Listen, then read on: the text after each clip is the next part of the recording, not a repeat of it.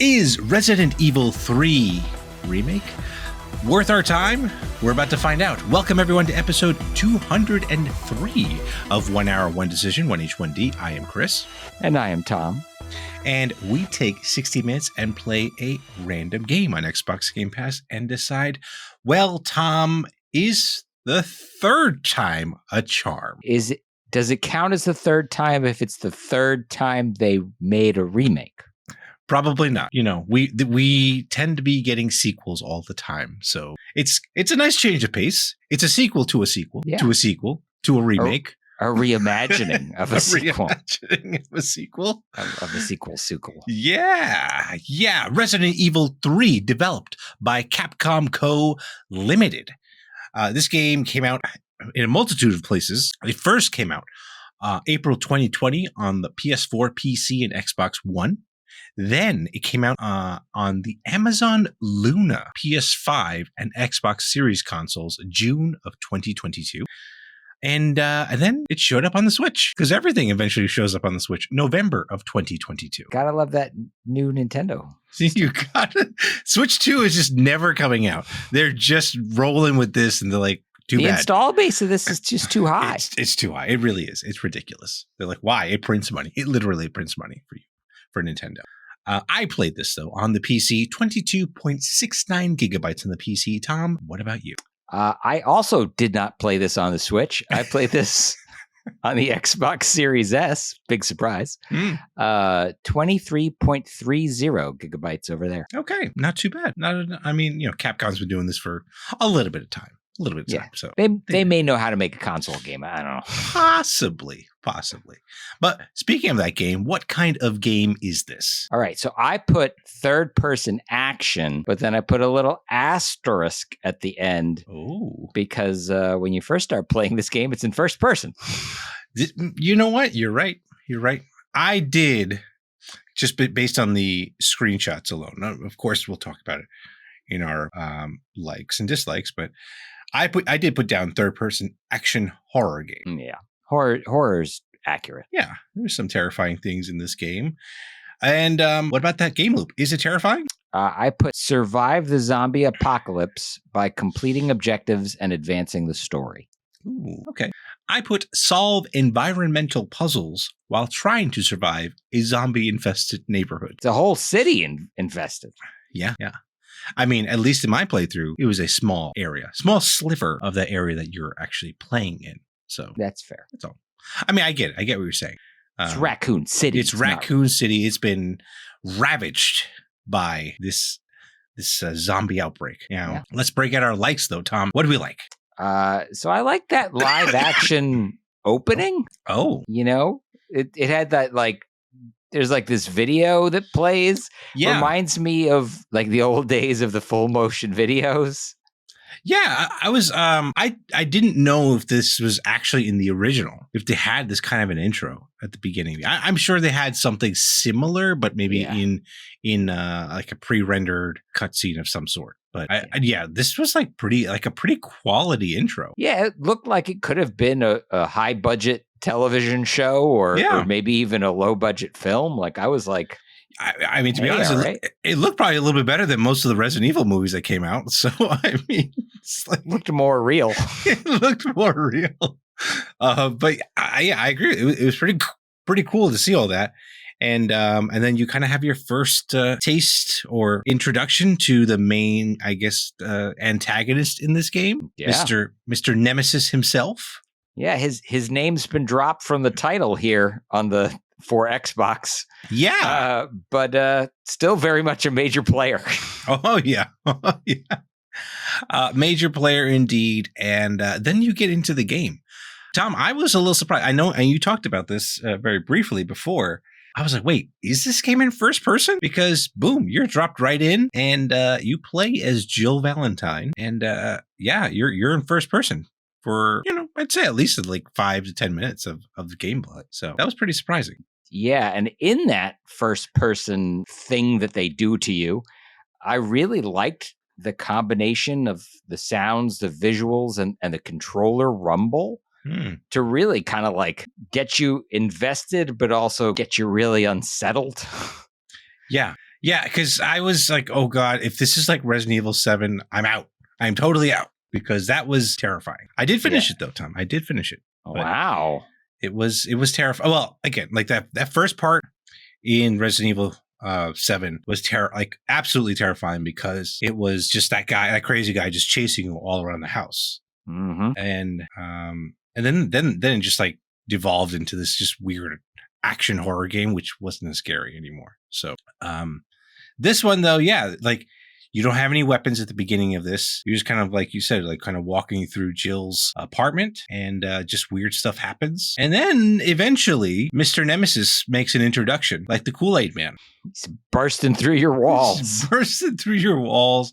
And then you got to get out of there. You know what this kind of reminded me of when we played The Evil Within, like that one sequence where you're in the I think it was like a psych ward or like some sort of hospital, and that thing was chasing you. Which obviously, Evil Within was influenced by Resident Evil. Or wait, was it the guy that made Resident Evil? That I don't know. It's like there's some connection there that I'm like totally spacing out on right now, but. Yeah, that's it reminds me of like Tomb Raider begets Uncharted, but then when you make the new Tomb Raider, it feels like Uncharted, right? Like right. This loop that you know, it's snake that eats its own tail. Yeah, exactly. It's the Ouroboros here of video games, and but yeah, like I also appreciate. Look, this game is very pretty. It's a pretty game. It is using that tried and true RE engine, the same engine that was used in Resident Evil 7. Like that thing has been used for everything. If I feel like this is like Capcom's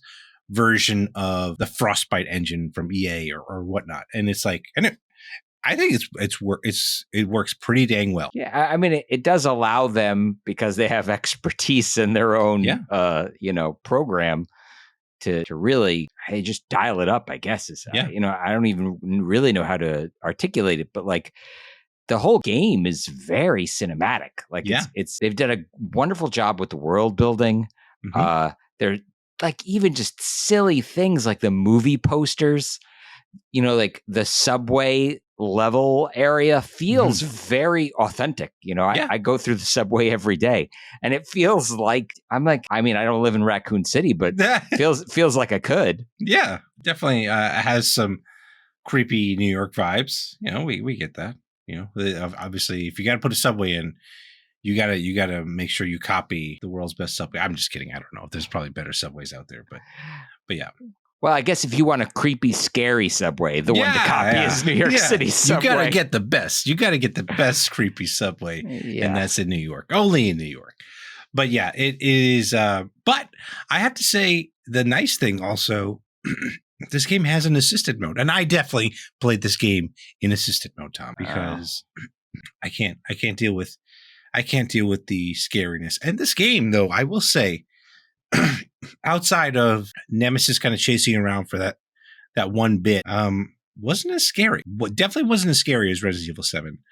And I thought, because actually friends of the show, the guys over that play along pod had played Resident Evil 2 remake, and I was like, all right, let me try playing this game. I mean, it's probably not as scary as Resident Evil 7 because you're in third person, you can see your angles and all this other stuff. It was just as scary. I think that game does a better job visually and audio wise with like just the creepy factor. This one, not so. I don't know. It didn't feel. I'm putting this as a like for me because I don't like being scared. So it's not as scary. I appreciate that. And the system mode was great because I never had to look for ammo or anything like that. It was like I just had plentiful, and I got an assault rifle too. Which I didn't even use, by the way. I didn't use the assault rifle, but it was there if I needed it.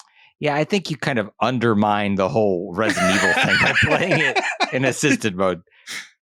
Like from the beginning of this franchise, like ammo scarcity and that, being careful with your resources is part and parcel of playing Resident Evil. I think a lot of people were, I don't want to say upset with Resident Evil 4, but Resident Evil 4 kind of turned the franchise into an action game. And people were like, oh, what happened here? This isn't the same game I've been playing. But yet there's like 3,500 remakes of that game. And everyone's loves every single one of those.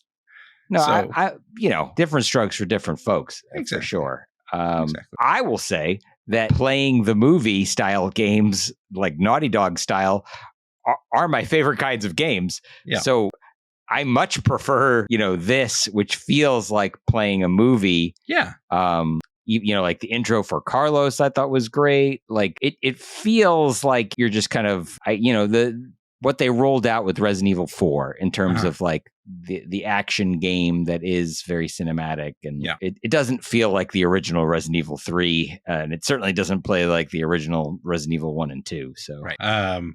No tank controls, which I'm glad about too. And there is another mechanic, the sidestep mechanic. I don't know if this was in the original, but you have the ability to basically do like a little juke move and get past the zombies when they try to go for you. And like you get like this visual cue when you do it right. So I was like, all right, cool. I appreciate that. So good on them. Good on them to add those little touches here and there. Yeah. So yeah. The other thing I liked also in this game was like auto loading items in the inventory. Like you didn't have to, like when you pick something up and you have space in your inventory, it just automatically drops it. I felt like in the original, or at least in like my Resident Evil 2 playthrough and stuff like that, you actually had to place it in your inventory. So it was like, it's just like a very subtle thing, but it was just nice that it just dropped something in there if you have the space. So yeah, no break in the action.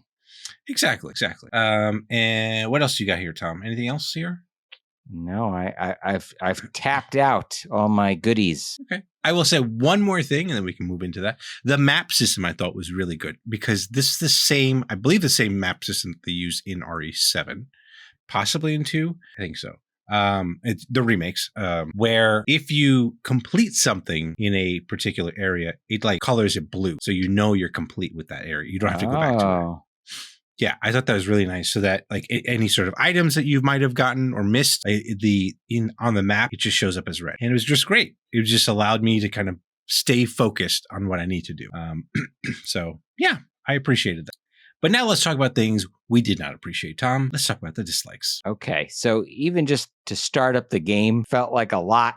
There were, I guess you have to agree to some things. I don't know, the EULAs and all that. Yeah. I'm always wondering what I'm agreeing to there. Nobody's reading these 40 pages of text. Yeah. It's true. But you know what I was surprised about was the fact that there was nothing that like the Capcom prompts about the DLC that was thrown in your face. I felt like I didn't get that. I don't know if you got that. I don't recall seeing any DLC being thrust at me. Yeah. So I was like, huh. But I agree. What am I agreeing to? Which maybe we just signed ourselves away to the Umbrella Corporation. I wouldn't be surprised. Speaking of surprises, though, I did not like starting the game in first person because I didn't like the controls in first person. I don't know. For me, it felt very clumsy. Then when it switched to third person, I was like, oh, thank goodness.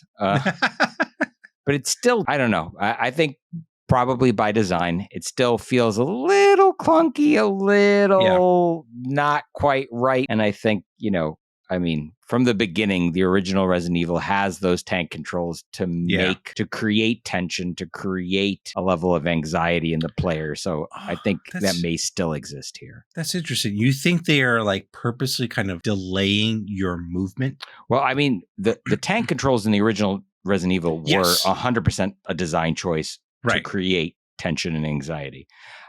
Yeah, I think they probably is on purpose. Like, because my thought process is this is Capcom. They make fighting games. They make incredibly responsive games.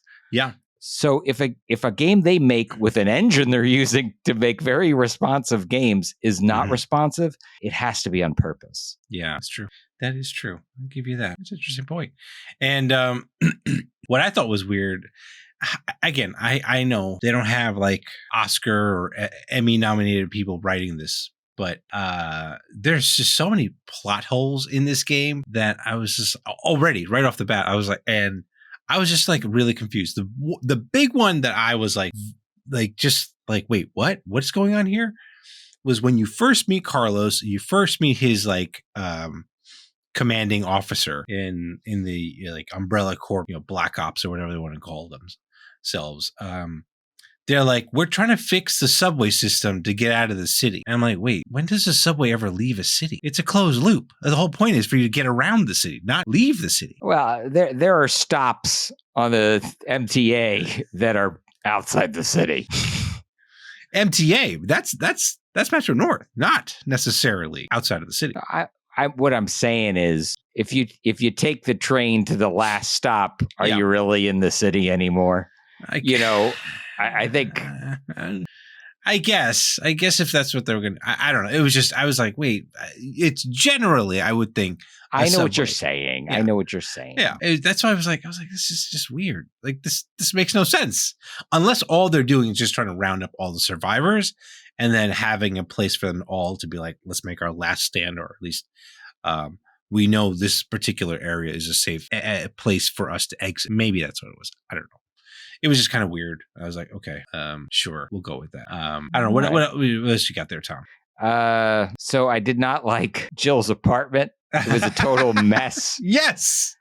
And I was like, isn't this woman like a really put together lady with, I guess she's been through some stuff. But you know what I mean? Like, she's a special ops. You'd think she'd know how to make her bed and put away her clothes. That's right. I was trying to play. She was in the first Resident Evil. She was not in the second one. That was Claire Redfield. Yes. Okay. So Chris's sister. Not my sister. The Chris in the games. Chris Redfield from the original. Chris Redfield from Resident Evil, the boulder punching guy. So yes. Okay. So that was all great, and it was in first person. Tom, why do you not see any feet? You see hands when you move backwards. You see your hands kind of flailing out. Oh, but no feet. No feet. Well, it's messed up. It seems like small potatoes next to some of my other problems. So I'm going to talk about some of my other problems. Okay. So I spent a lot of the time of my hour not knowing exactly what I was supposed to do. Yeah. Really? Okay. Yeah. Like they were like, oh, you need to put out the fire right? And there's a fire hydrant. And then I go and I find a wrench. Yeah. I didn't even find a wrench. That's right, because it's not an item you can interact with. But there's just... On this path that I'm walking on, I'm like, oh, a wrench, like what I would use to open up a fire extinguisher. Right. But it's not an object you can interact with. So I have no idea how to open that fire extinguisher. I never did. Okay. I don't like that I'm shooting zombies 100 million times with very scarce ammunition because I'm not playing on friendly mode over there. You should try it. It's great. I shoot them in the head and they don't drop. No, I shoot them 2 or 3 times in the head. They go down. And then if I wait a while, they get back up again. And I'm like, when did they implement the one, the mechanic where you can smash their heads when they're on the floor? Was that in 4 or something? I don't know. Maybe. All I know is I dropped them to the ground. Then I pulled out my knife because I don't want to use up all my ammunition. And I'm just stabbing zombie corpses, and then they lunge at me. And then it gives you like this prompt to like hammer A. Oh yeah. And I'm never really sure, did I succeed or did I fail? Because I'm hitting A, and you're still getting bit. Yeah, it looks like I'm still getting bit, but did I take damage? I'm not sure. She threw the zombie off. Yeah. I mean, I would think you get like I when see you get blood. bit, they show blood, and I'm like, so what was the point of hammering A if I was just going to get bit no matter what? And then it also makes me think about the fact that she's getting bitten all this time, and why isn't she turning? Yeah, especially when you leave that other guy behind because he got bit. Yes, exactly. She's like, oh no. My friend, what's his name? Like Bill Withers or Bill Wickers or something like that.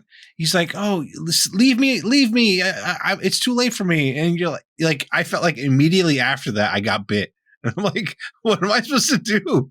I was like, oh, I have this herb that can heal me. It's like, I could have given that to my friend, but no, I just left him to die. Yeah. Plot holes, man. Just throw them at you along with the zombies. And there are jump scares here every once in a while, and I hate jump scares. So that was not great. Tom. But and we kind of touched on this already with the controls. Shooting, I felt compared to Resident Evil 2 was a little bit better, but it was still not great. But it was like very floaty, which to your point probably is on purpose. And it was just like you'll be trying to aim at their heads for those headshots, which takes, by the way, on assisted mode, 3 headshots takes them out. They're done. Okay. But like clearly in normal, that's not the case. But it just didn't feel as great. Which is unfortunate. I was doing a lot of running around, not use, even though I had so much ammo. I was like, I'm going to try to avoid these zombies as opposed to trying to kill them all. Wow. I appreciate you for trying to play Resident Evil when you're supposed to play Resident Evil. Just a little assistance is helpful, though. So that's why. And the last thing, this almost made me think, is this a Metroidvania? Because there's a lot of backtracking in this game. Yeah. I feel like, because I did end up finding the item that you need to use with the fire extinguisher, which was a fire hose. Oh. Yeah. You get a fire hose in some random place. And I was like, oh, I guess I'll take this. And I was like, what's the point of this? And then I was like, oh, wait, there's that fire extinguisher. I had to plug it in there. And that's how I got past that area. But again, it's like you have to go one part of the map all the way back to the other part once you got that. You don't get any new powers per se, but you get new weapons like grenades and stuff like that. So kind of a Metroidvania? I don't know. Yeah. No, it's very clear as you're playing through. There are locked doors, there are locked chests, there's this, there's that. It's like, yeah, I'm going to have to come back here. Exactly. Like, yeah, you get a bolt cutter to cut those chains. And eventually, I guess, you get some sort of either a skeleton key or a lockpick or something like that. Jill is the master of unlocking. That's right. You're right. So that was not lost on me that there were tons of locks to picks and she didn't have any lock picks. And I'm like, if Barry was here. Oh, poor Barry. Wait, was that the guy's name that died at the beginning? Barry? No, Barry is the one from Resident Evil 1 who gives you the lock picks and tells you that you, the master of unlocking, should take them with you. Gotta love that. Gotta love that exposition. Unnecessary exposition. But good. Anything else here, Tom, in terms of stuff that we want to talk about our dislikes? I don't like having to manage my inventory. I'm not good at it. I just want to collect everything and put it in my backpack. Yep. Like Dora the Explorer or something. I don't like having 8 little boxes that I have to manage. The good news is I never had enough stuff to fill all 8 boxes, so it wasn't a problem. Yeah. I guess that's also the bad news is I couldn't find anything that I needed to find to move the game along. So that's unfortunate. That's unfortunate. All right. So let's get to our other thoughts then. Now, Tom, I was surprised by this, and maybe you're not, but How Long to Beat says this game takes about 6 hours to complete. In actionified mode, okay. Yeah, you know what I'm saying? Like versus the original, I could see it. I was like, I swear when when I watched my friends play this game, because I definitely wouldn't play this game, too scary. And also I didn't have a console at the time. I felt like it just took a lot longer than that. But what do I know? I did not get a chance to see if this is xCloud capable or not. But maybe I'll figure that out and update you guys there.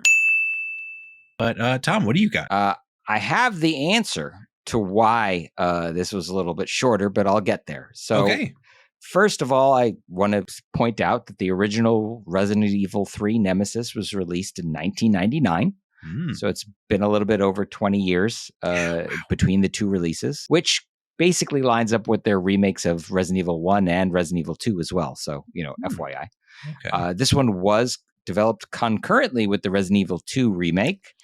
And changes were made so that the stories of the two are more connected. So for those of you that don't know, while you're playing Jill in Resident Evil 3, trying to escape Raccoon City, you play Leon in Resident Evil 2, also in Raccoon City. Yeah. And the events are happening more or less at the same time. Okay. So when they did the remakes, they were like, hey, let's kind of do these at the same time. The teams kind of work together and we'll get more connective tissue in there than there, I guess, were in the originals. Okay. Oh, wow. Now, that's good to know. And so RE2 remake happens at the same. So Jill and Jill and Leon and Carlos and Claire are all in the same city, just in different parts. Yeah. Okay. Good to know. So people who really liked the original Resident Evil 3 weren't too happy to discover that several locations were cut in this remake. Oh, okay. So were the multiple endings that existed in the original game. Interesting. And there was a mode called Mad Jackal mode, which is like a time trial, get out of the city as fast as you can mode. that was also cut. Huh. So when you say you can beat this game quite a lot faster than the original, yes, that's right. You can. Yeah. Okay. There's a hardcore mode I saw as well. So, I mean, I guess it's an option for people that like to inflict pain upon themselves. I appreciate that you could pick that mode from the get-go. Mhm. So if you were like, nah, I'm going to try it on the hardest, it's not like something you need to unlock. Like Right, it was already available from the Yeah. beginning. So Okay, cool. I don't know who wants to do that to themselves, but it's there if you want to. It's there. It's there. All right, cool. So those are our other thoughts. Now let's talk about our final thoughts here, Tom. Are we keeping this game on our respective hard drives, or are we putting 3 million bullets to the head and never looking back at it? I got to say, Chris, I spent way too much of my playtime wandering around. Okay. I likened it to playing Uncharted in the dark and not being able to determine where to go next. Okay. So, like in Uncharted, right? You're playing Uncharted and there's like things are yellow or white to kind of let you know that's what you're supposed to interact with now. Sure. This game doesn't have that. So it's just dark and me wandering around and keep checking the mini map and still not sure where did I go? What do I need to see? What do I need to do? Yeah. I don't know. And it's too bad really, because it started off pretty awesome. Like I was really invested after that first Nemesis sequence where he's hunting you down and you're scrambling away for your life. I was like, oh man, this is really cool. Yeah. And then it got to kind of the more open sequence and I was like, oh, you lost me. You lost me. I don't know. You put me on the straight and narrow path there, please. Yeah. That's you know what? I was very surprised by this game. One, because it wasn't as scary as RE2 or RE7, and that was a good thing for me. And yeah, like I just felt like I made a lot of progress in my first hour. And being that it's only 6 hours, I actually might want to finish this. I've never actually finished minus RE7. I've never actually finished the main 4 Resident Evil games. So yeah, the early ones. The early ones, yeah. The OG ones, if you want to call them that. So yeah, like the system mode is great. And I'm glad I have an assault rifle so I can just mow things down if I have to.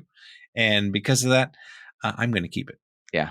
Maybe I should have played it in assisted mode. Maybe that would have made a difference in my opinion, but it felt almost wrong to me, considering the roots. But well, fair enough. Well, those are our thoughts. Let us know what you think of this game. Follow us and say hello on Twitter or on Threads at TC1H1D.